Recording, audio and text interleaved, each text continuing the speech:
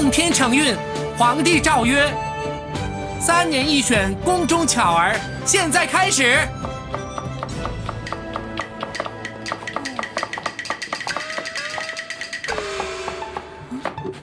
好了，这2个可以传了。是。哎，这是什么呀？啊，这是桂花蜜。桂花也能酿蜜？嗯，真香。甜的。哎，这干什么用的？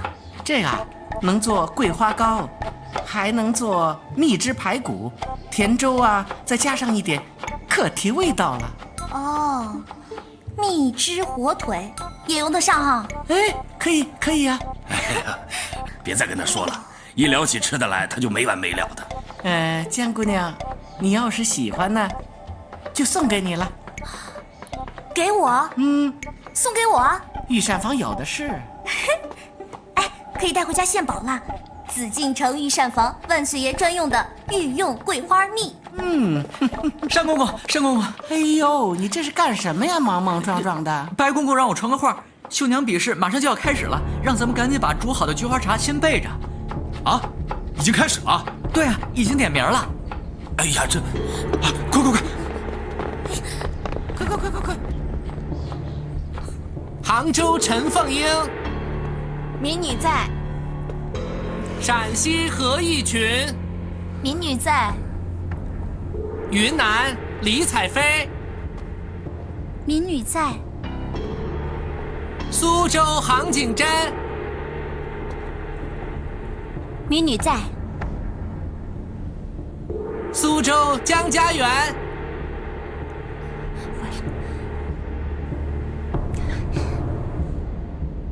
江家园，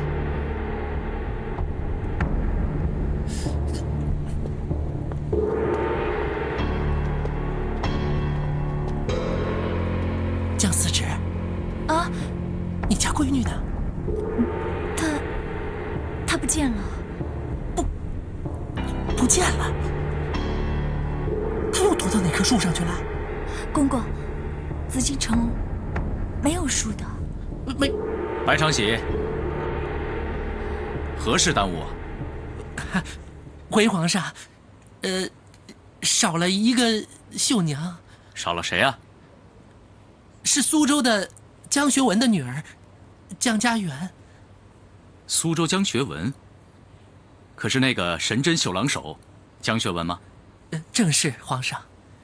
那他上哪儿去了？来了！我来了！哎呦，民女！民女！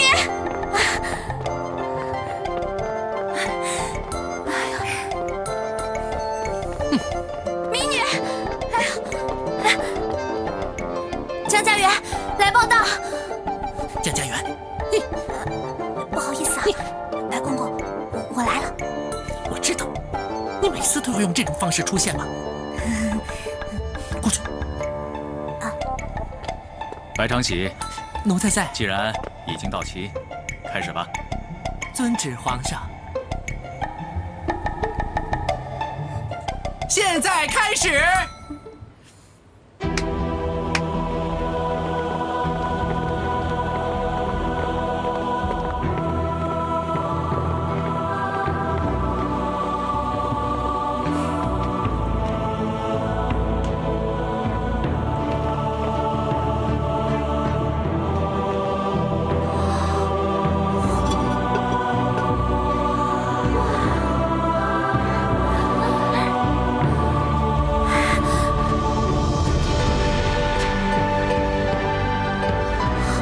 好多蝴蝶啊！哎，好消息，好消息！怎么了？皇上让绣女们抓蝴蝶。抓蝴蝶？是啊，万岁爷英明睿智，突发奇想，要打破往年比试的规矩，认为善绣之人自然该骨肉均匀，有奇人异象，尤其是手腕骨的力道应该拿捏的准确，眼要明，手要快，要捕到蝴蝶还不能捏死它。哎呀，这既然不按规矩比试，那怎么会用捉蝴蝶的这个主意呢？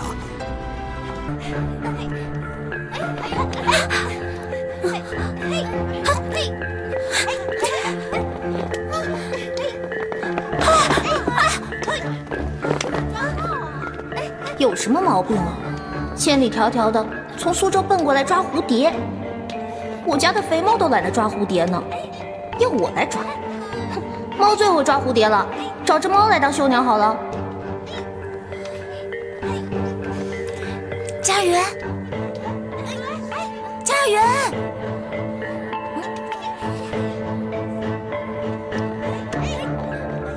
姑姑，快去扑啊！不扑，多难看啊！快扑啊！快呀，小姐！哎呦！给你看好东西，这个特别好吃。哎呀，还想着吃，你怎么不去抓呀？不抓。你要是不去的话，我可回去告诉老爷啊，说你在湖南狂吃烂赌的，还被人抓进了官府。别，你别告诉我爹。那就快去，快去，去呀！哎呀，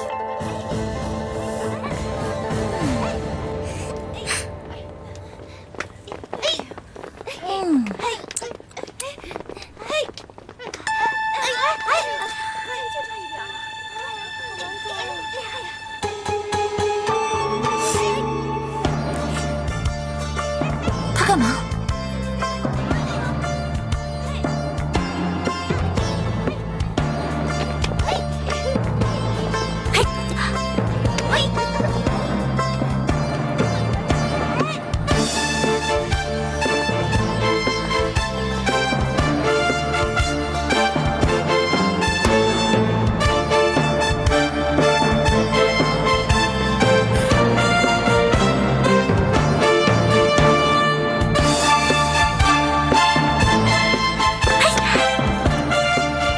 抓到你了！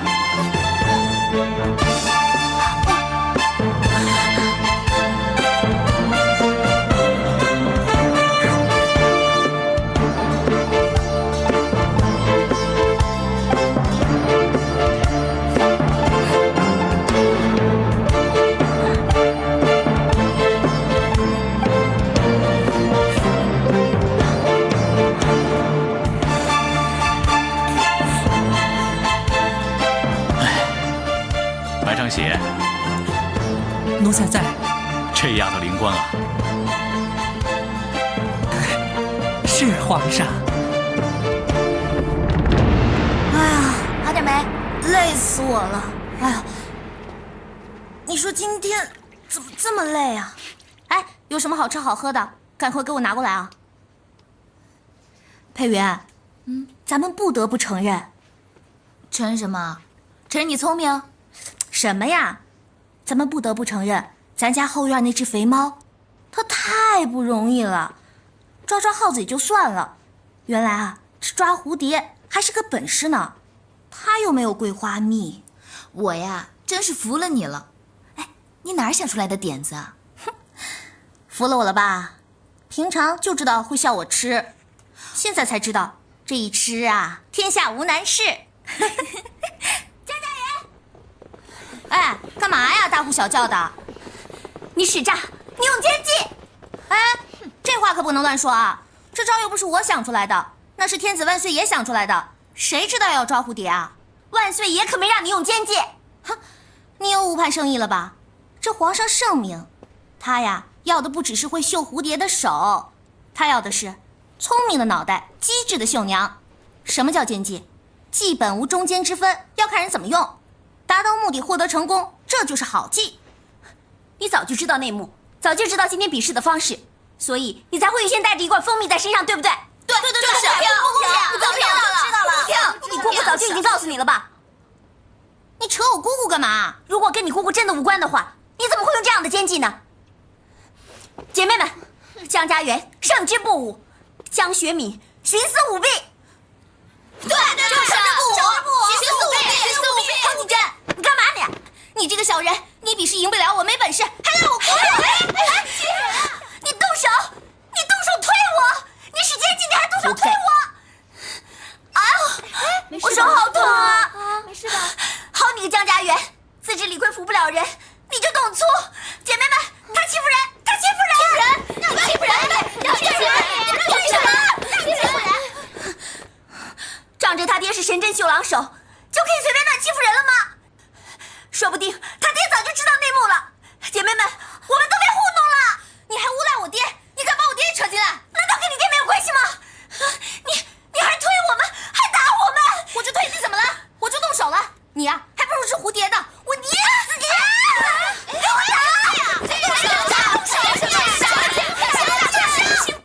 江家园、杭景珍，你俩要不要脸呀？啊，竟然闹出这种事来，还说你们两个是从苏州来的同乡呢。谁跟这个野蛮人是同乡啊？江家园，你先动手打人，说起来，你倒还有理了。我就轻轻推了他一下。我要真想打他呀，凭他打得过我吗？你说什么？白公公，我错了，是我们的错，对不起了。哎，自己认错就行了，别扯上我，我可没错。好，对，是我一个人的错。白公公，您别生气了，生气伤身体。哼，早说呀！江家园，你还穷追猛打啊？他都被打了，他都认错了，他比你识大体。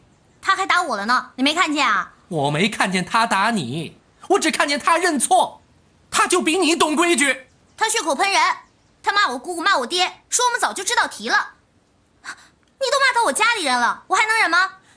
哪有那么神奇的事情嘛？没有缘由的，玉仙在兜里揣一瓶蜂蜜，这是不是也太巧了？这事儿啊，倒还真是冤枉他了。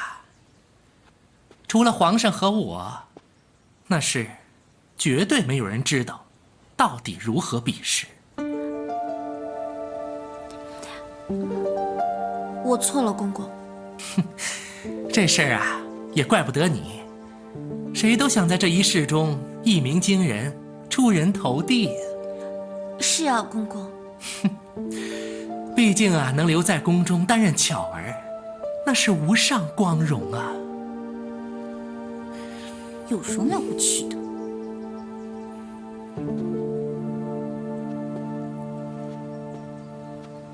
你说什么？我说没什么了不起啊。你再说一次。留在宫里没什么了不起。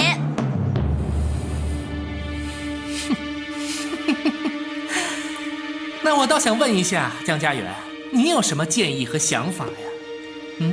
哎呀，你说这儿有什么好玩的？还不就是吃的好点罢了。也就只有他。哦，只有咱们的皇上，他才能吃香的喝辣的呀。其他人啊，在紫禁城里，左右不就是个奴才吗？只有啊1品奴才和7品奴才之间的分别而已。有些奴才连个品都混不上，哎，这还有人眼巴巴的想进宫当奴才伺候人呐。说得好啊，这倒也是，谁一生下来就想当奴才伺候人呢？公公，我可不是说您啊，您可千万别误会。没什么误会，说就说了嘛。而且你也说得对，我还不就是个奴才？谁说的？白公公，您可是宫中堂堂的总管领事，可是官拜4品的总管太监呢。那又如何呀？照家园所说，我还不就是个4品奴才？不错啦，4品啊，好大的官啊，可以管好多人呢。就不能管你？你们两个，好了，别再闹了，别让人家再看笑话了。下午还有比试，你们两个先回去吧。等一下，杭景珍。公公有何吩咐？你哪里受伤了？我这里有药。我手被抓伤了。公公，没事，我先走啦。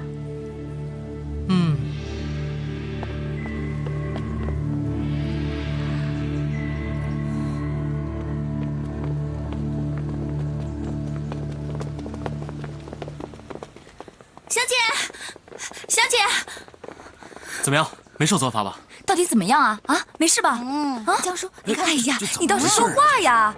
景珍呐，你是个明事理、懂规矩的孩子，这事儿让你委屈了。是公公大人有大量，不跟我们计较。还什么大人呢？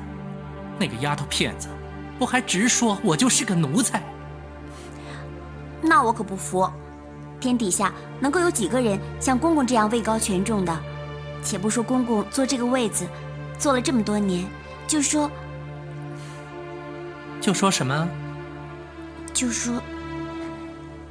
就冲公公这样的尊姓，我也见不得别人羞辱您。怎么说呀？我娘也姓白，不说沾光，也觉得带着3分亲。哦，原来外家也姓白呀。是啊，公公，所以见到您就跟见了家人一样，觉得分外的亲切呢。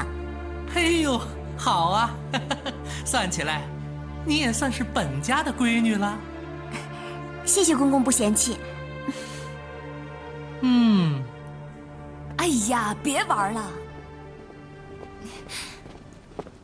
哎，你真这么在白公公面前硬打的啊？对啊，我就这么说的呀。哎呦，小姑娘哎，你可得罪人了。是啊，是啊，你不知道那个白公公啊，他心机阴险，城府很深，斤斤计较，老奸巨猾。他呀，尖酸。小祖宗啊，你刻薄啊，这话说不出来很难过的。我说你怎么到哪儿都死性不改，口无遮拦啊？要能改，能叫死性吗？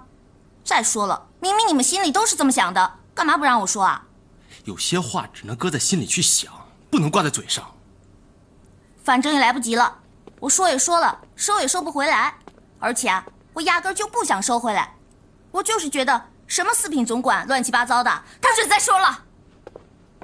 家园，这些年来你怎么光长个子不长心眼儿啊？这什么地方？这是宫里，一句话说错，身家性命都会难保的。你都不知道自己得罪了什么人，就会闯下祸根呐。所以我不愿意进京，不愿意选上绣娘，我不要留在宫里。你可想入选刘宫啊？公公，景真很希望留在宫中。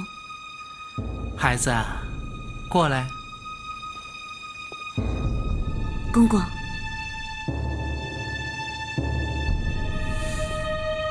你可懂规矩？请公公教诲。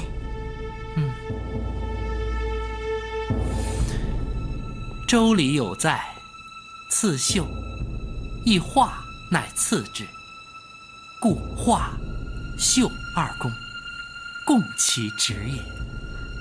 公公的意思是，皇上要考画。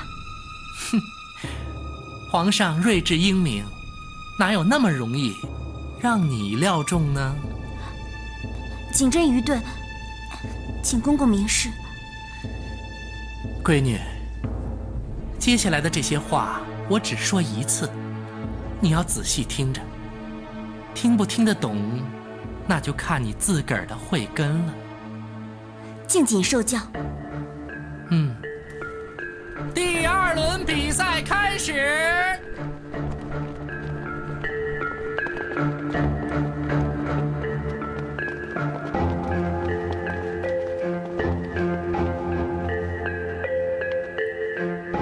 大家听好题目：规矩。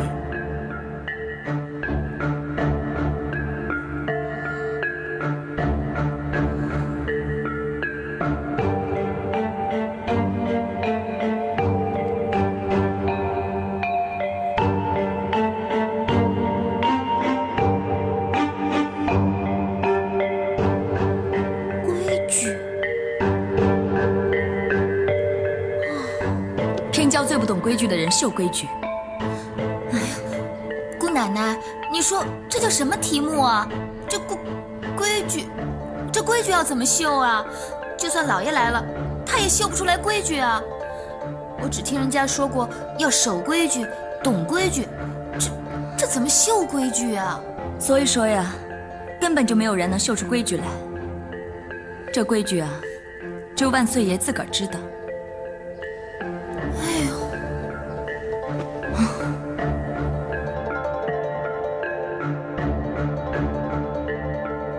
什么嘛，不考花鸟鱼虫，考规矩。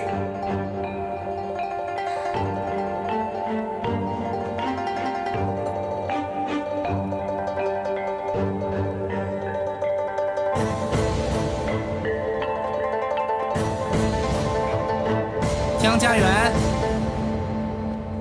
请遵守考场的规矩。万岁爷都没吭气儿呢，哪轮得到你来教我规矩啊？止步，不得无礼。哎，白长喜，不要吓着孩子。是皇上。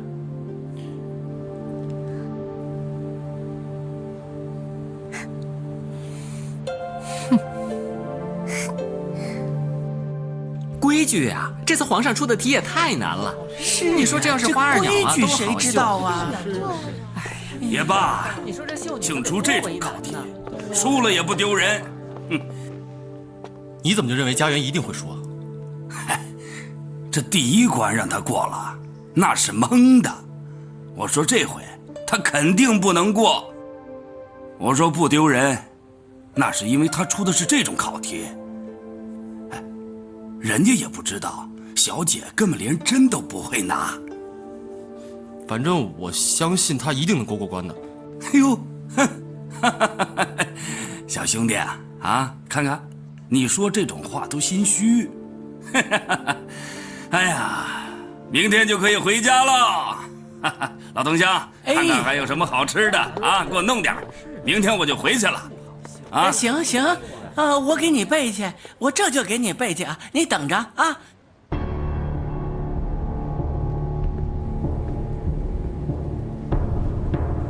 皇上，这是苏州杭景真所绣。哎呦，多好啊！正所谓无规矩不成方圆，外圆内方，刚柔并济，有为有守。正所谓情在境内，意在方外啊。该说的话都让你说完了。奴才不敢，奴才放肆了。不懂规矩啊！万岁爷，请恕罪。好了，起来吧。谢万岁爷。还有吗？还有最后一幅。皇上，这是最后一幅，是苏州江家园所绣。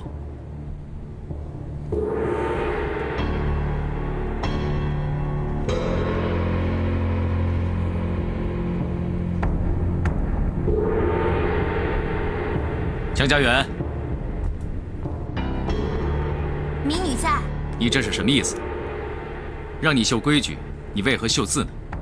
回皇上，民女啊，本想绣皇上圣像，但恐大不敬诋毁龙颜，于是绣字。那何以绣皇上二字呢？普天之下，莫非黄土；率土之滨，莫非王臣。民女以为啊，这规矩是人立的，但朗朗乾坤，谁人能立规矩呢？唯圣人耳。又天下圣贤之人，为谁所用？为皇帝耳。圣主贤君如万岁爷，以身为本，立下典范，德行如草上风，风行草偃，臣民幸福，这样便是可以流传千古的规矩。好，就属你说的好。皇上说的就是规矩。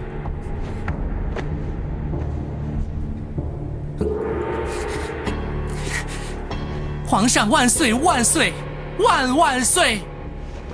皇上万岁万岁万万岁！就属你说的好啊！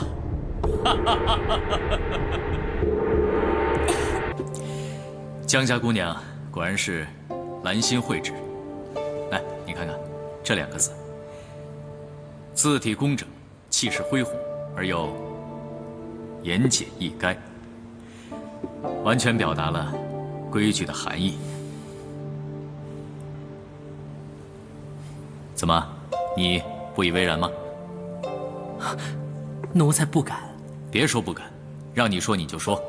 是皇上。奴才认为，这江家园的确是机灵聪明，善解人意，但刺绣得论真下功夫啊。哈，据奴才所知，论真下功夫，在这些绣娘里面，当属杭景真呐。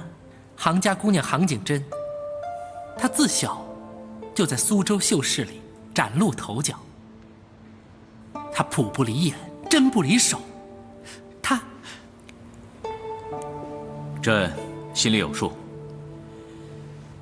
这个刺绣，自然是要见真功夫的。所以朕并没有把杭景真淘汰。他那圆中带方的解释规矩，也属佳作。明天就看看他们交上来的成绩。谁能入选绣娘，明日自当见分晓。皇上英明，识人适用，奴才不及呀。再过2年，我也可以告老还乡了。是啊，也该舒舒服服的过几年开心日子了。嗨，也就是粗茶淡饭，咱们呢，可不能跟白公公比呀。他是皇上面前的红人儿，现在呀，在外地置办家产啦。听说啊，连老婆都娶了好几房啦。老婆？啊，哎，他也能讨老婆吗？这不是作孽糟蹋人吗？哎，买了人家黄花闺女，在家过干瘾，这叫生不如死啊！我们呐，可做不出这种事来。哎，你怎么跑出来了？紫禁城是有宵禁的，你不知道吗？那你们怎么不管宵禁啊？还几个人在这喝小酒？有什么好吃的？哎，回来！我们是男人，知道吗？男人。哼，我看啊，除了你和老江福之外，其他那些……行了行了，我可不想半夜3更的听你在这瞎掰啊！说干嘛来了？哎，别告诉我你是肚子又饿了啊！子时刚过的时候，御膳房刚给你们送过夜宵。我睡不着。睡不着你就绣啊！皇上不是已经给你们出题目了吗？就是绣不出来，我才睡不着的。哟，你不是挺能干的吗？连过2关，简直就是秀才。还有你绣不出来的？你别以为我听不出你在讽刺我啊！哎呀，算了算了，绣不出来就绣不出来吧，反正你又不是真正会绣的人。再说了，你又没有想过要留下来，绣不出来不正好吗？哎，不一样，想绣和不想绣是2码子事儿。你这人怎么一点荣誉感都没有啊？我现在啊，那可是众望所归、最被看好的呢，总不能让人家知道我是真的不会绣，多丢人啊！国泰民安，怎么绣才能国泰民安呢？哎呀，你就再绣上皇上2字，这皇上万岁，准能国泰民安，一通百通，谁敢反对啊？哎呀，我这都快急死了，你还气我？我说的是真的。不行，一招把式不能耍2遍，万一惹恼了皇上，判我个欺君之罪，我不就完了？是啊。怎么办？哎，你先别着急，哎，咱们坐下来慢慢想啊。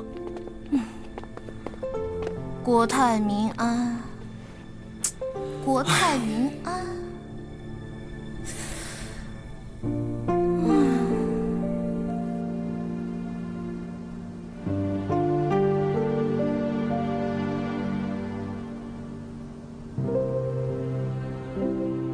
闺女啊，我已经向皇上提过你了，你要用心去绣，明白吗？谢谢公公，我明白了，这一次我一定会赢，我一定会赢的。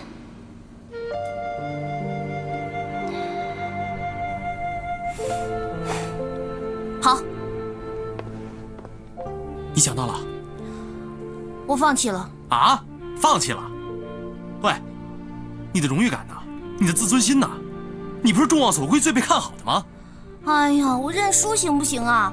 让我绣那些俗里俗气的花开富贵、歌舞升平，我根本绣不好，我干脆放弃算了。哎呀，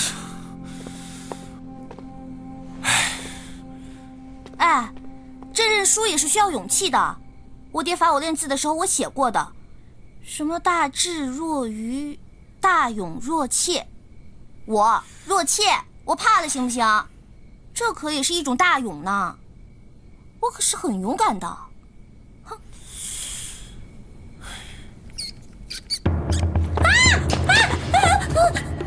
喂，干嘛啊？耗子！喂，你不好勇敢的吗？见只耗子就把你吓成这样。喂，你大勇呢？吓我一跳嘛！哎，有了！什么？国泰民安呐！我有办法了。你来干嘛呀？你去哪儿了？关你什么事儿？你去找你姑姑了，对不对？你有毛病啊！这宫里是有宵禁的。你去找你的姑姑，因为明天的秀作，凭你的能力，你根本完成不了，所以你去找她捉刀了，对不对？哼，杭景真，你生病了，你知道吗？你这儿都生病了。你手上拿的什么东西？拿什么东西啊？你干嘛呀？你给我！杭景真，这比试对你有那么重要吗？咱俩自小一块长大，你怎么就那么恨我？我从来都不是你的对手，刺绣我远不如你，谁都知道啊。为什么就你想不通？那你为什么要求胜？为什么要刻意讨皇上的赏识？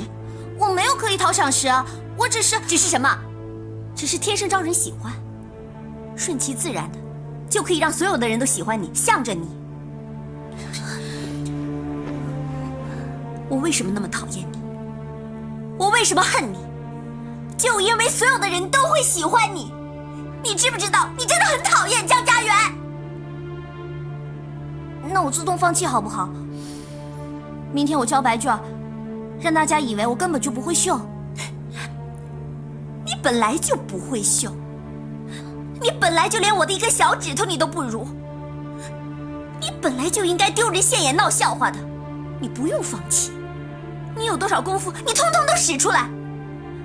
少在这假仁假义，掩饰你的无能，还要让我来领你这份情，我不稀罕。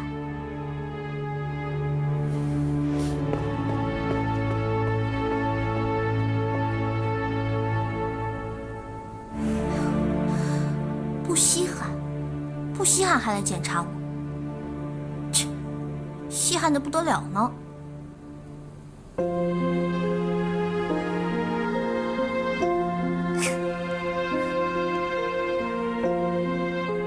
喵。我就用这炭汁啊，直接画在你手上，你回去以后啊，当绣母，照着绣就行。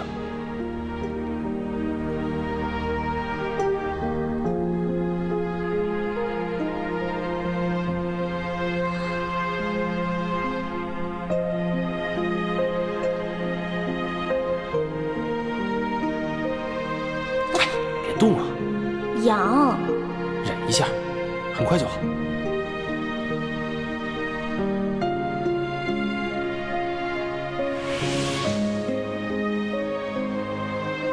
阿恨，我注定是会辜负你的。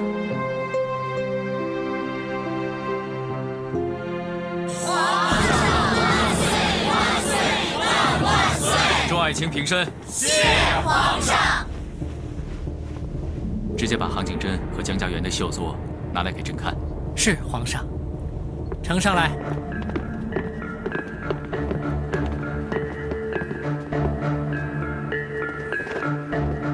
皇上，这是杭景真的。好，让他自己说。杭景真，启禀圣上，民女所作，乃绣法中之穿罗绣，绣的是唐乐舞。民女认为，中国上溯千年，自周至大明以前，为汉唐盛世，所以民女选择唐乐舞的主题，来表现大明盛世之国泰民安。好，用心良苦，说得很好。白长喜，把江家园的作品呈上来给朕看看。是皇上。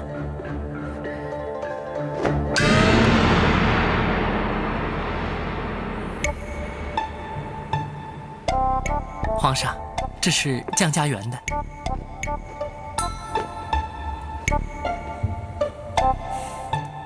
江家园，你这绣的是什么意思？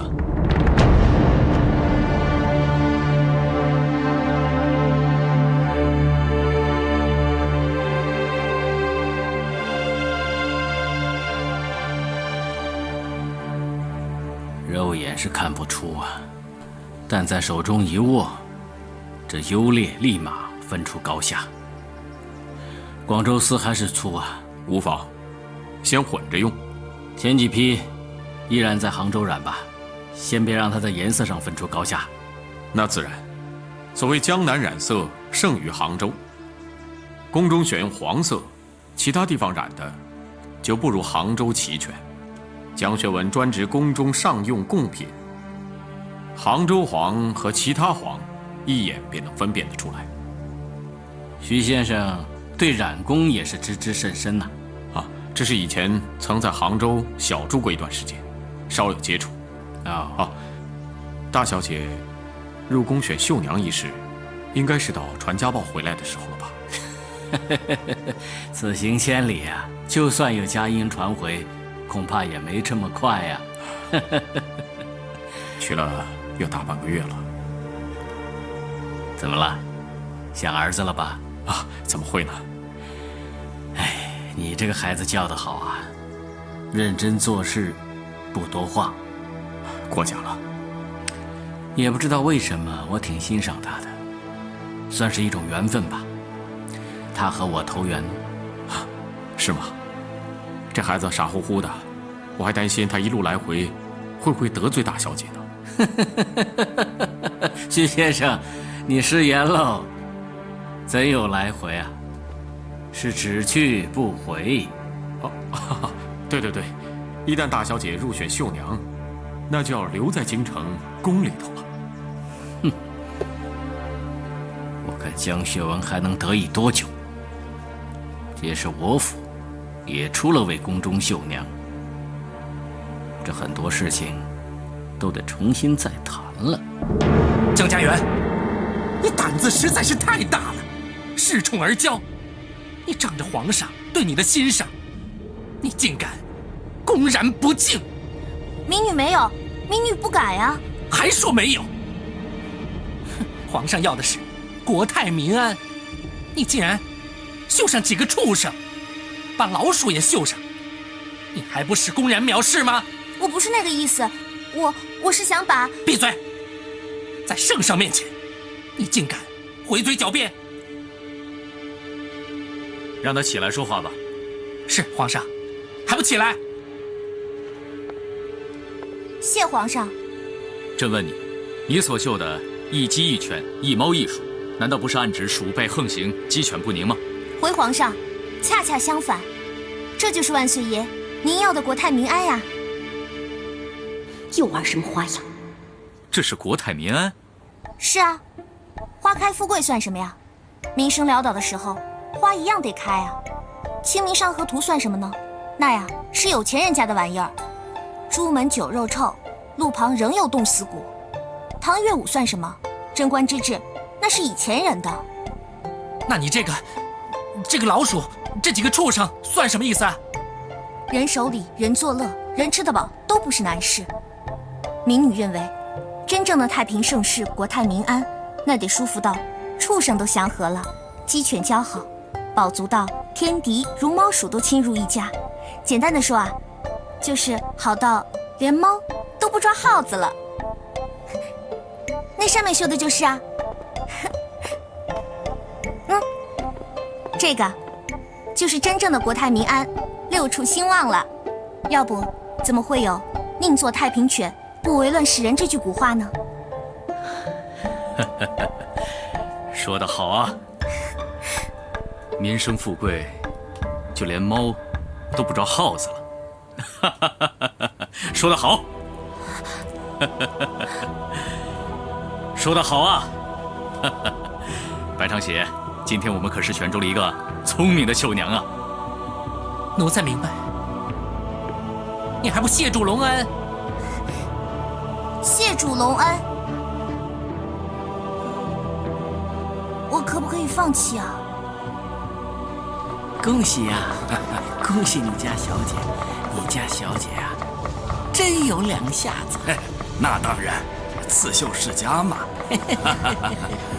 是啊，我在宫中的最后2年有家园陪我就再也不寂寞了。是啊，他这一来得10年呢。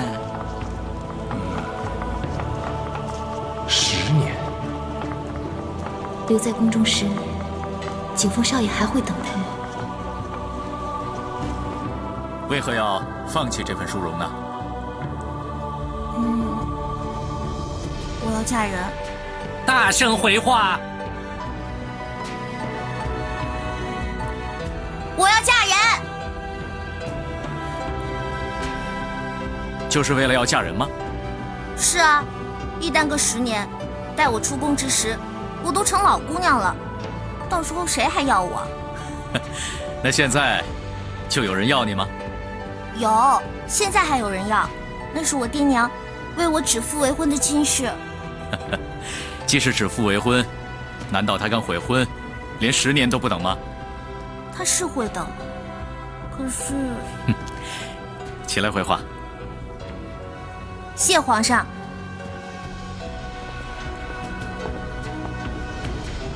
估计啊，他是会等，可是我等不及了，我想早点嫁给他。有这么恨嫁的女孩子吗？姑娘家的也不知道害臊。我不害臊，我就想早点嫁给他，请皇上成全。好，成全你，成全你。来。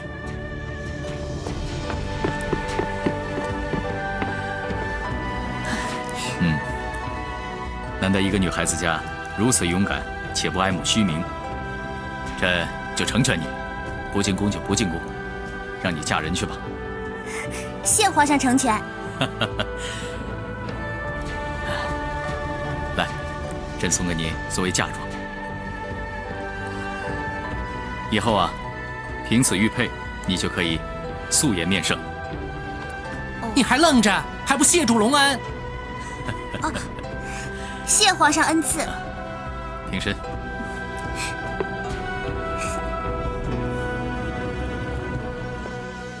哎呦，我的小祖宗，小祖宗，这是皇上赏赐的东西，你怎么能如此轻慢啊？哎呦，现在是我的啦！哎呦，你正经一点行不行啊？别再惹祸了。不就是块玉佩吗？找找啊，咱们苏州老街上一定有。这可不是普通的玉佩啊，这是万岁爷赏给你的。当时还说了，凭此玉佩可素颜面圣呢。哎，姑姑，这素颜就是不洗脸的意思吗？这不洗脸有什么了不起的？我就经常懒得洗脸啊。真不懂规矩。姑姑，以后啊，谁也不许说我不懂规矩。我可是考过了皇上设的规矩那一关。那是，但是你知不知道啊？得此玉佩，那是多大的恩宠啊！这后宫6院里，有几个贵妃娘娘能被恩准素颜面圣的？哪个见皇上之前，不都得去熏香沐浴、整肃仪容的？这有什么了不起的？我不觉得呀。哎呀，你说你这孩子，怎么一天到晚就知道疯疯癫癫的？你这样下去怎么行啊？还当着大庭广众之下说自己为了成婚不进宫，这万一要是传出去啊，还不让人笑掉大牙啊！我是想嫁人啊。你怕什么？杭景峰那吃小子，让他等你一辈子他都等。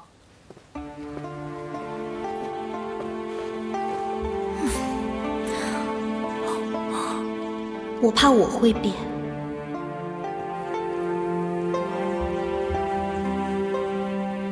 皇上，免议。宁缺毋滥，朕官不来，赐印，朕不要。皇上所言极是，奴才遵命。皇上说了，他说今年绣娘一职从缺，别失望。景珍，3年后还有机会。这江家园急着嫁人，这宫中绣娘一职迟早是你的。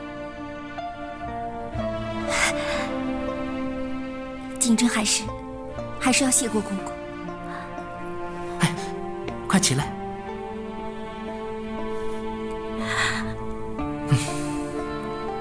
你记住，一定要坚持。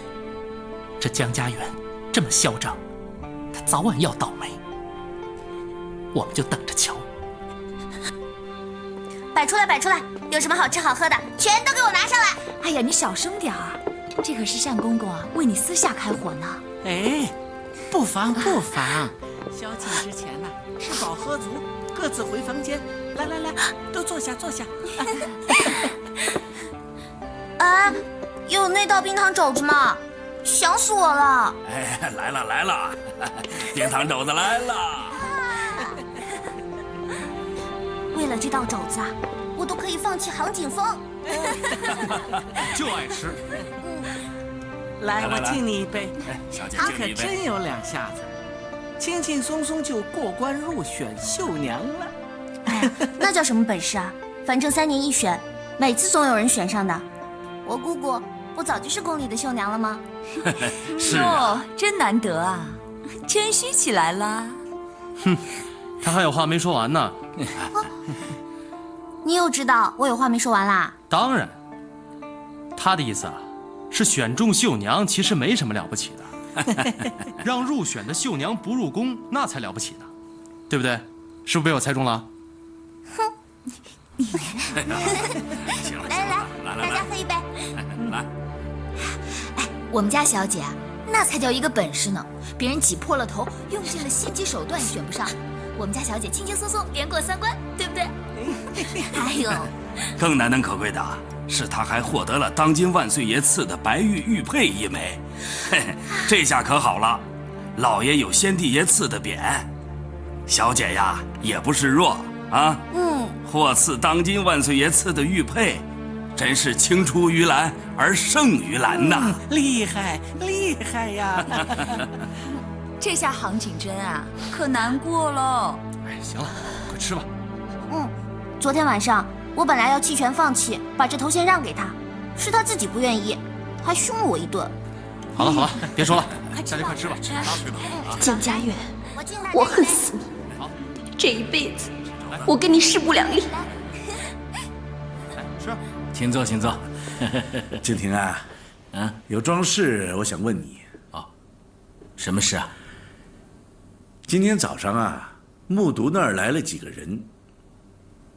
木渎，什么人啊？桑农啊。桑农？他们来有什么事啊？说是今年咱们绣庄里向他们采购的丝量锐减，可有此事？确有此事啊。年年我们向他们采购的丝量都是有定数的，何以今年锐减呢？哎，你忘了，今年闰5多了1整月的黄梅天嘛。所以骚过上过色的丝，那是经不起放的。天气潮湿，色一退。再加上这样，你这阵子又忙着为圣上赶绣龙袍啊，更得小心啊！万一稍有不慎，用上了劣等丝，那可不是闹着玩的。所以我就自作主张，暂时先缓缓吧。哎，你看我，我没想到这些。哎，应该啊，我先跟你说一声，下回这种事呢，我一定先向你禀明。快别这么说，别这么说。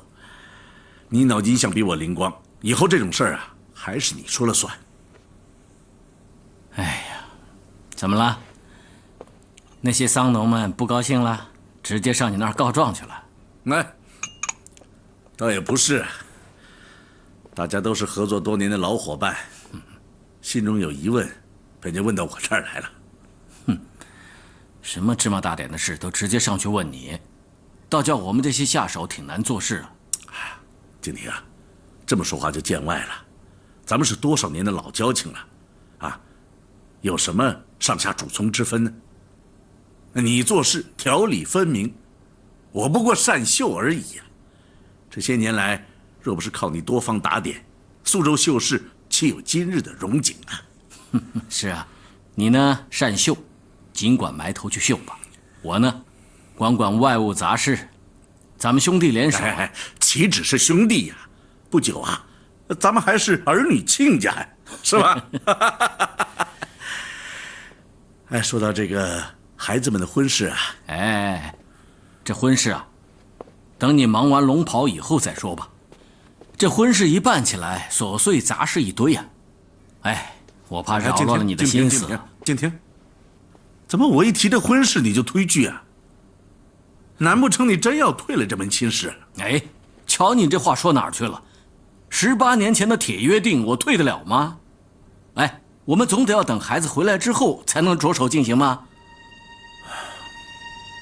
这都是啊，嗨，哎，就怕你家景真此去不回，留在宫中了，那你夫妻俩还不得赶赴京城一趟？这一来一回，又得耽搁了。这幸好啊，这婚事办的是家园跟景峰他们，如果办的是景真了，那才叫耽搁呢。这一等啊，就是10年了。这都是啊，这都是，幸好，幸好。王大人来了！哎呦，王大人，王大人，二位，来，请坐，请坐，里面请。好，请坐。王大人说有喜讯。是啊，我呀等不及经理的公文了，先来向你们报喜。据说这次宫中选秀娘，哎呀，我知道，静婷啊，恭喜，景真果然不负众望啊！哎，谢谢。景真这孩子的确是下了点功夫的啊。哎呀，岂止是一点啊，景真啊可是下足了功夫的。哎，你怎么这么说话呢？也不怕王大人笑话你？哎呀，王大人是来给咱们道喜的嘛。哎，张嫂啊，张嫂，杨庄主，哎呀，张嫂，恭喜你家闺女选中绣娘啊！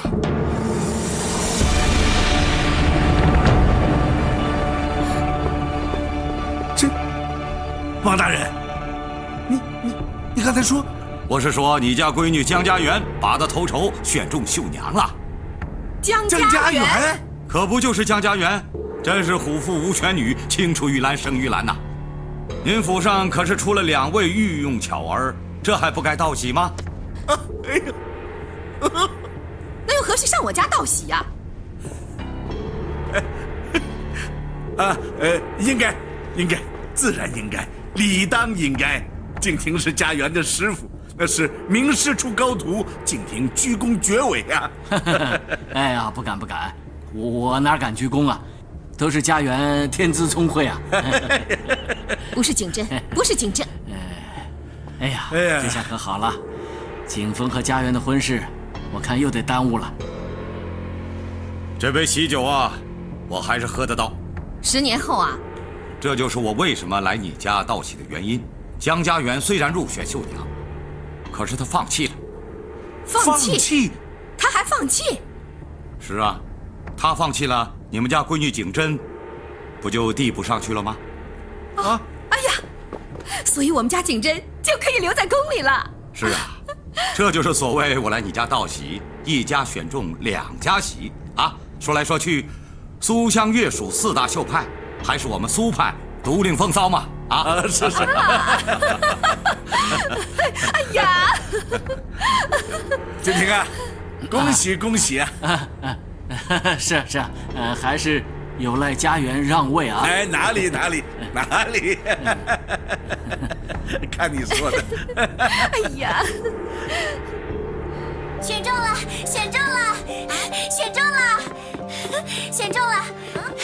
什么了呀？家园入选宫中绣娘了啊！是真的吗？啊，家园真是小人有赏福呢。王少爷，你可真有福气，媳妇儿是御用绣娘呢。是啊，恐怕要等10年了，能娶到巧儿，等20年也值啊。是啊。糟了，景真没选上。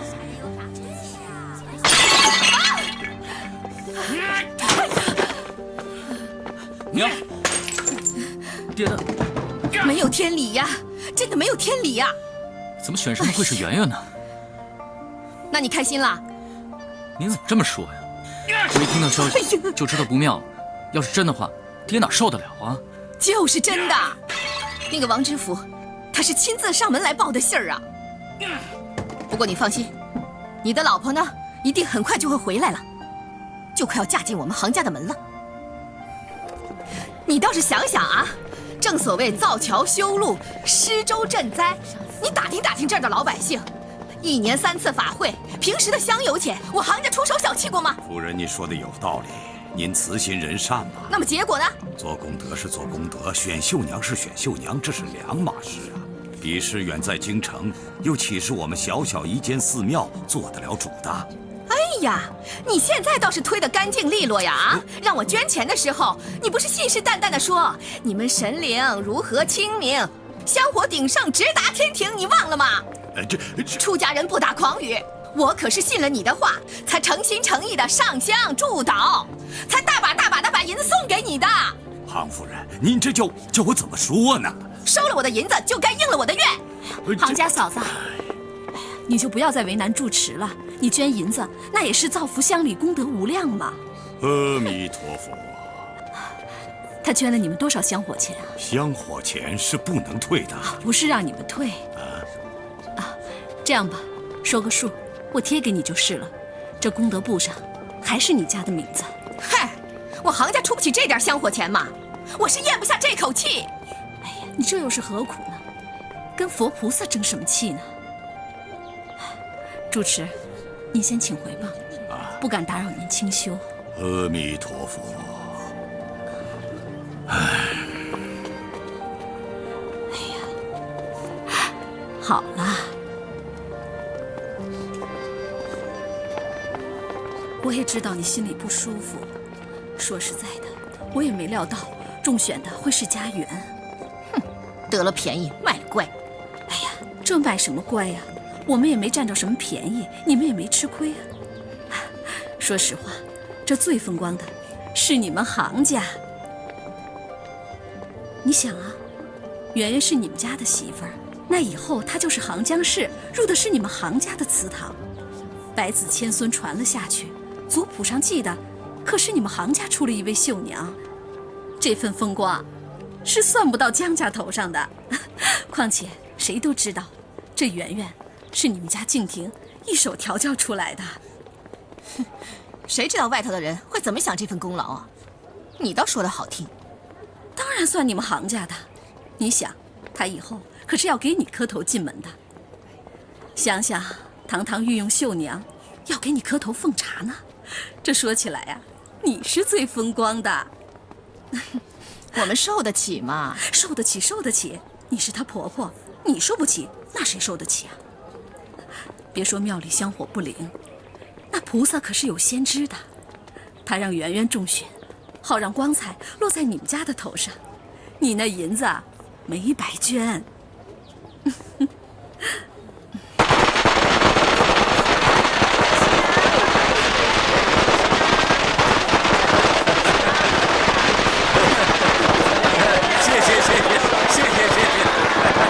里面请，里面请。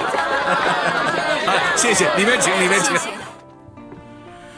哎呦，可累坏了，这应酬啊，可真比刺绣难多了，对吧？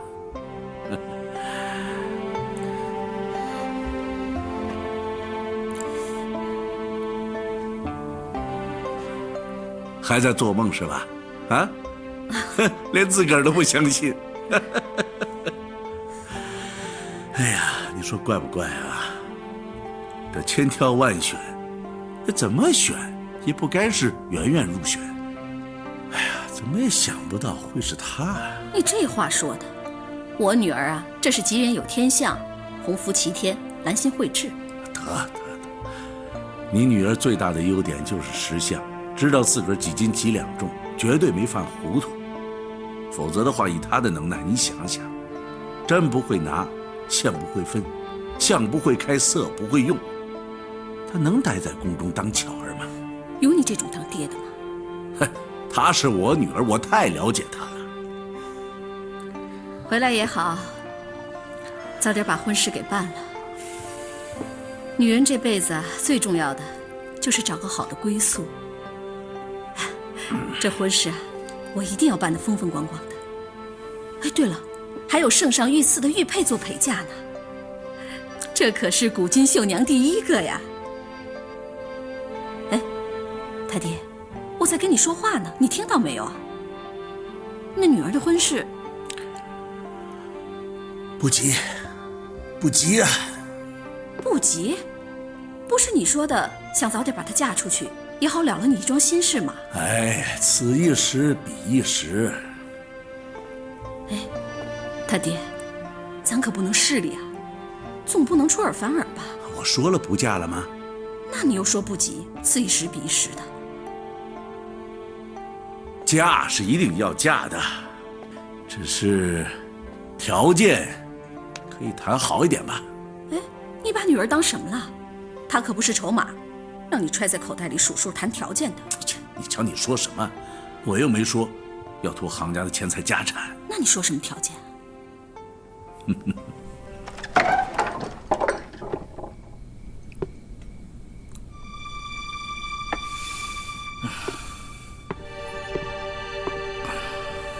爹，我扶您回房休息吧。来，让开！您累了，回去睡觉吧。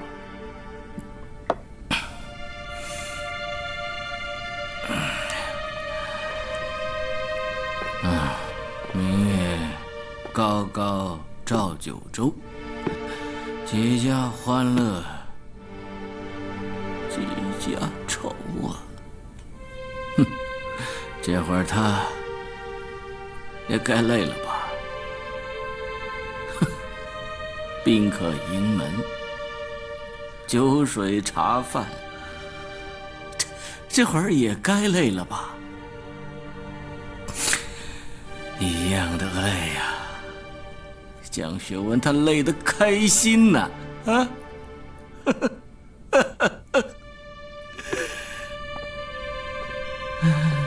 爹，咱们家也可以开心啊，没这么严重。那景真不也……闭嘴！我不稀罕，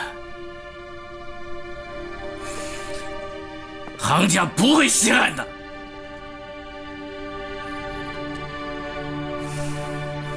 他中了，而放弃，让景真去递补，比景真不中更让我难堪。这丫头，等于当场给了我一耳光，还要我谢她一句“打得好”。圆圆她不是这种人，她没有那么深的心机。她没有，她太有了。表面上，她装着什么都不知道。实际上，他心里面比谁都清楚，他是鸭子划水，磨刀霍霍。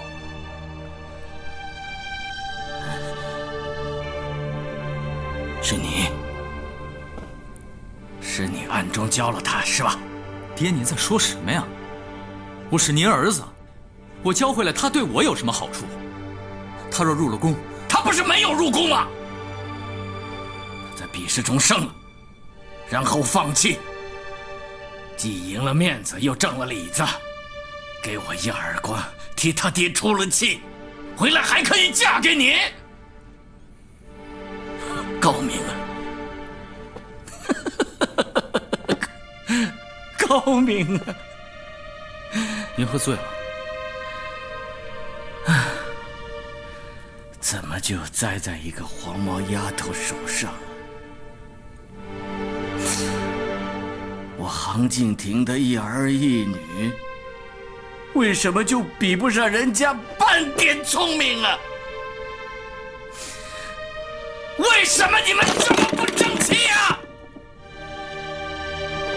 爹，回去睡觉。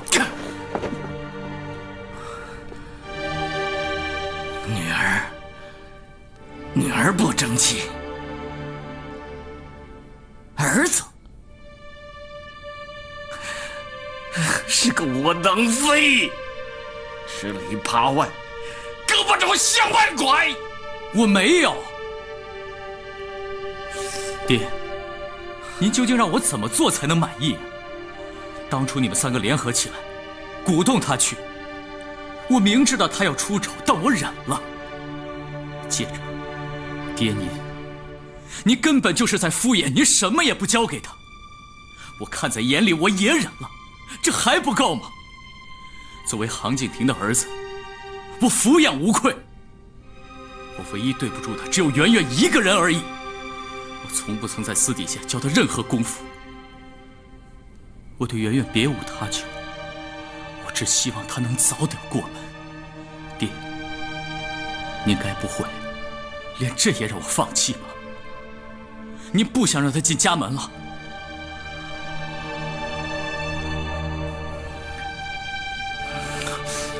如果有朝一日关系、态势起了变化，你会站在哪边？我站在哪一边？你决定不了吗？爹，我不明白您的意思。我让你明白，你的脚踩在行家土地上，头顶在行家的屋檐下，你身上流着行家的血，你名字冠着行家的姓，这就是你的位置，你的身份，你明白了吗？我就是啊，要一直是，永远是。我当然是。好，那我会尽快去提亲的。